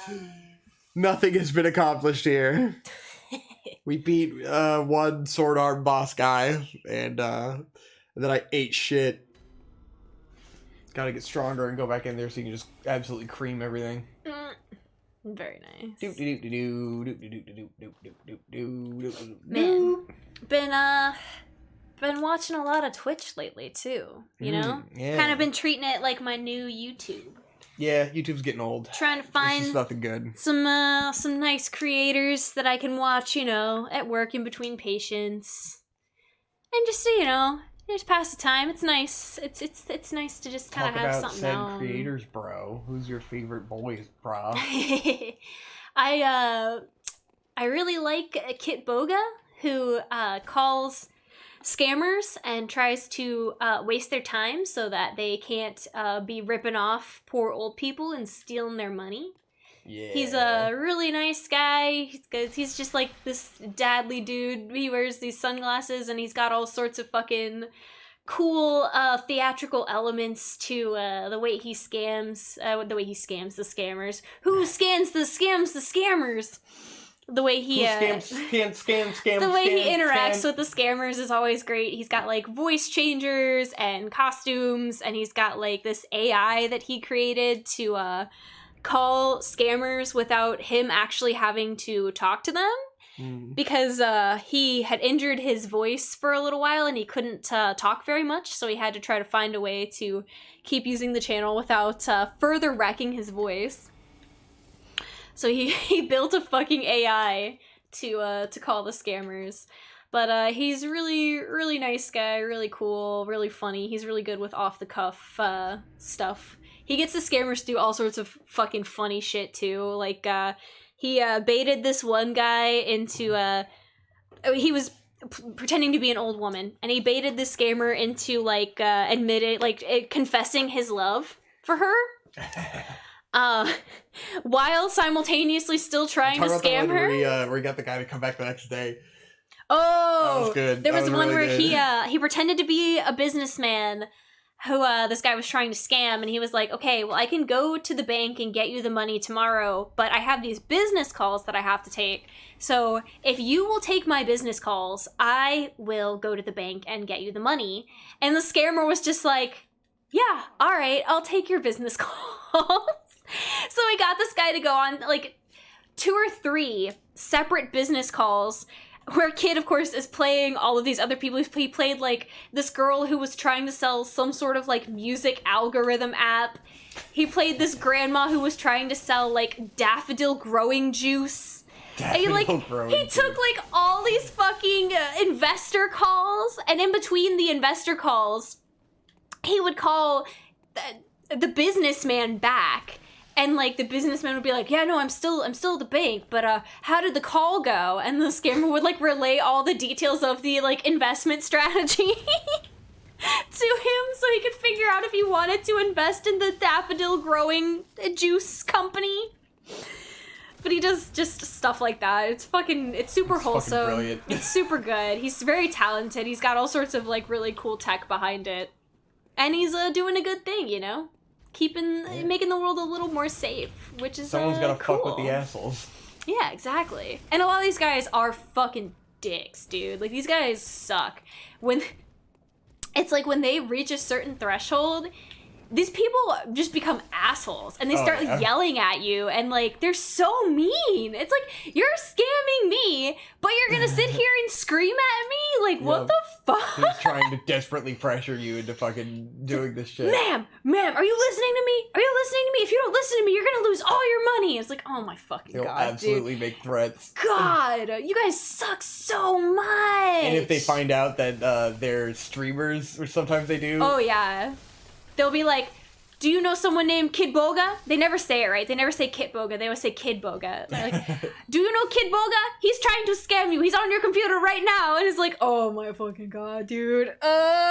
It's so funny when they finally realize, like, and sometimes it'll be like, he has a timer running at the top of the screen. Sometimes it'll be like, he's been fucking with this person for like 4 hours. Yeah. And then they finally realize. It's like an anti-speed run where they're trying to keep them on as long as humanly possible. It's a long run. Yeah.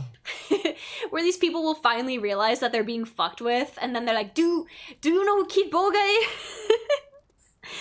And he'll try to play dumb for a minute, but like usually it's like they know, so you know. The one I had saw with the girl doing it, the guy figured out that it was a streamer, and then he was just like, he got super pissed and offended, and he was just saying like, you people, you find people with funny voices, and you make fun of them, and you're racist and all this shit. It's like, no, it's because you're a dick. It's not about your funny voice. It's about you're scamming people. Yeah, it's about the fact that you're taking money from old people who don't know any better. Like, you're an asshole. Stop trying to make this look like we're racist. No, you're a dick.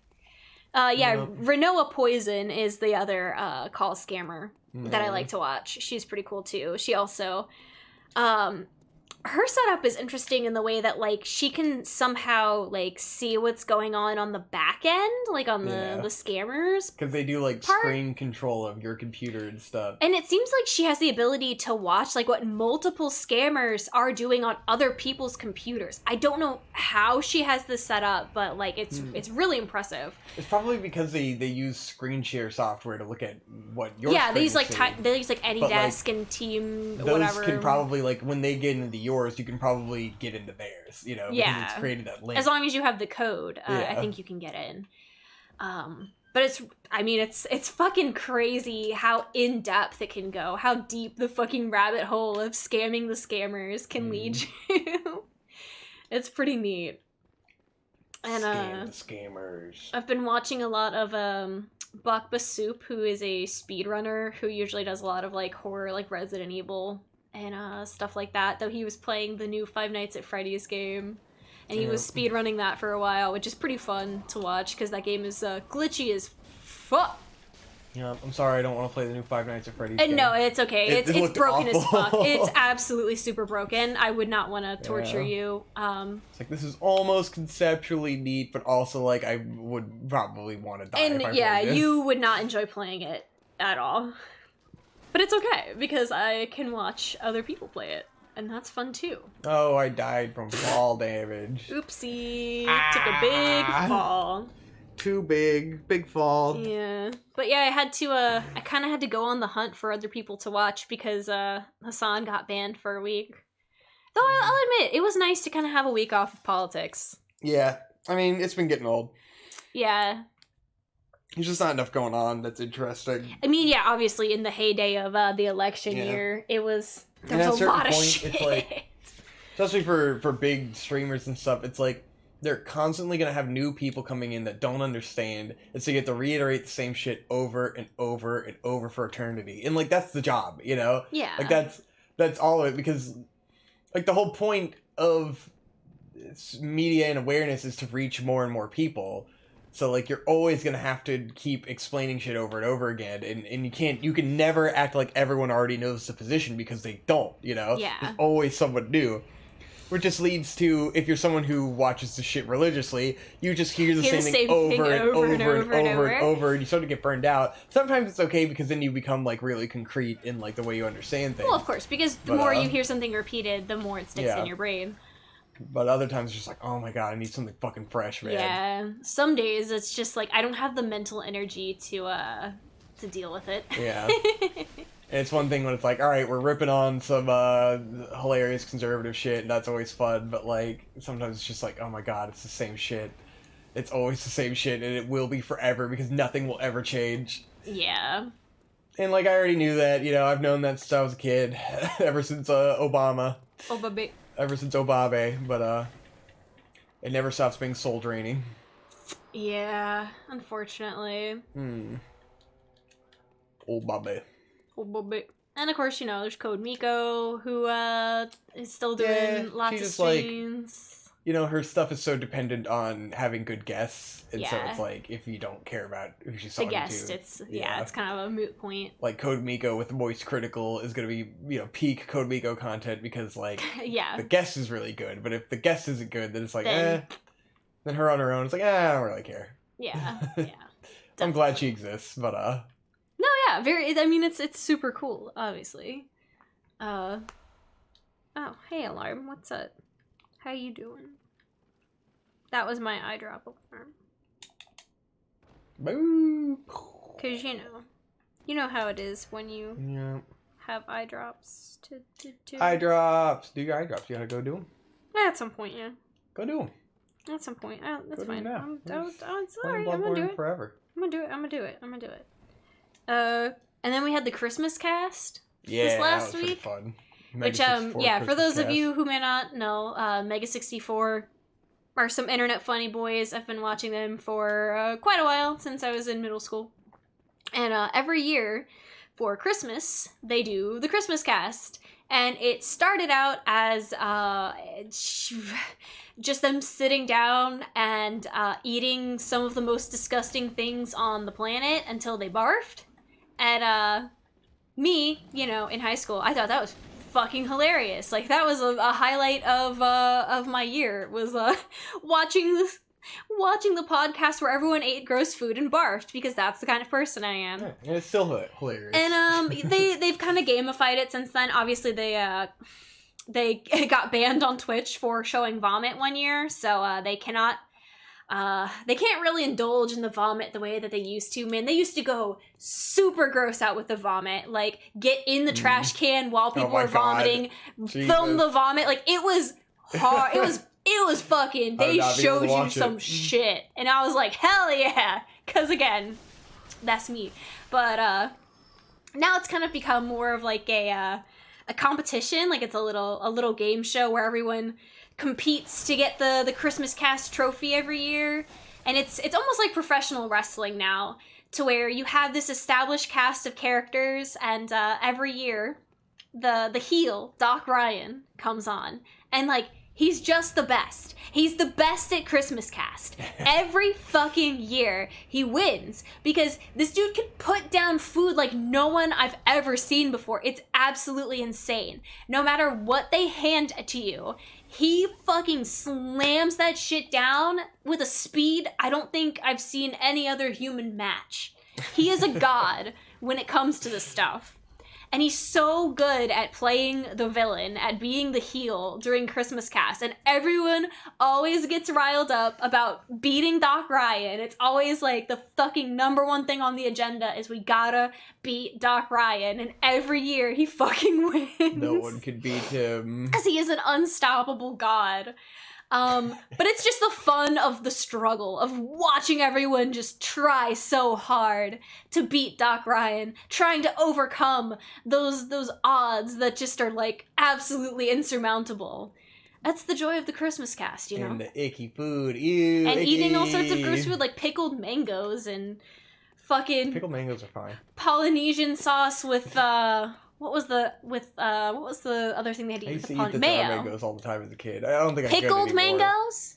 They're like pickled, like in pickle Pickled juice, mangoes or in brine. not in like the jar, In like the jar brine. mango? Okay, Pickled probably mangoes. worse. Not like mangoes in syrup. Okay. Pickled mangoes. Yeah.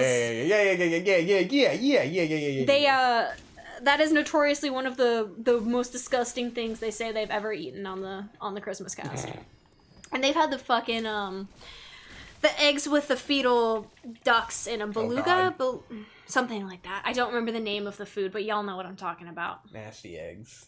Yeah, I don't really want to eat something with a fetus. I mean, they in it, had I'm sorry. one this year. At some point, they had to do cocktail sauce and horsey sauce. And just, like, Horseradish sauce. Yeah, horsey sauce. Yeah, That's not what basically. horsey sauce is. Horseradish sauce. Either way, same difference. Yeah, cocktail sauce and But it was horseradish. like, oh my god, it was so gross.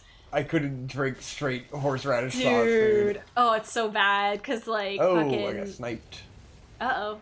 See the guy. Because he one gotta of the guys, Johnny, he literally takes the bottle of fucking cocktail sauce and just, like, starts shotgunning it. run. I'm like, oh! I can't imagine shotgunning a bottle of fucking cocktail sauce. Gross. So bad, dude. Oh. Bing bong. Pete Davidson, fuck your life. Bing bong. For those of you who haven't seen that TikTok video of this guy who goes to the Coney Island and hangs out with all of the local characters. It's pretty great. Yeah. God damn it, I need to fucking kill some... I need to farm some souls and get some fucking blood vials. Nice. Or buy them. No! No!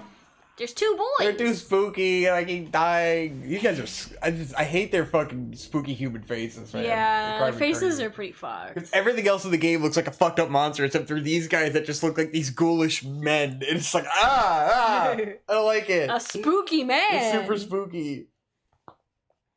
They look too, like, conscious and aware compared to every other enemy in the game. They look too cognizant. I don't like it. They're thinking too much. These thinky boys. Alright, I do need to go to the bathroom and I need to do eye drops. Okay, should So, we should we end call it? It is hour and 47 minutes. Alright. I mean, I don't have much else to talk Yeah. about unless you do. You know I never write down topics. I so, know. you I do know. Like, Hey, we're probably wanna talk gonna about, we're gonna try to watch Tokyo Godfathers before Christmas. but Victor's never seen it. Somehow I've never seen Tokyo Godfathers. So hey. Oh, and we'll it's see The Christmas. Matrix 4 like tomorrow or the It's next Christmas. day. Yeah, Christmas. So yeah, maybe we'll do one after Christmas and talk about Tokyo Godfathers and The Matrix 4. What a combo. The two Ooh. best Christmas movies. Okay. Alright, bye. Garbage Day! Garbage Day!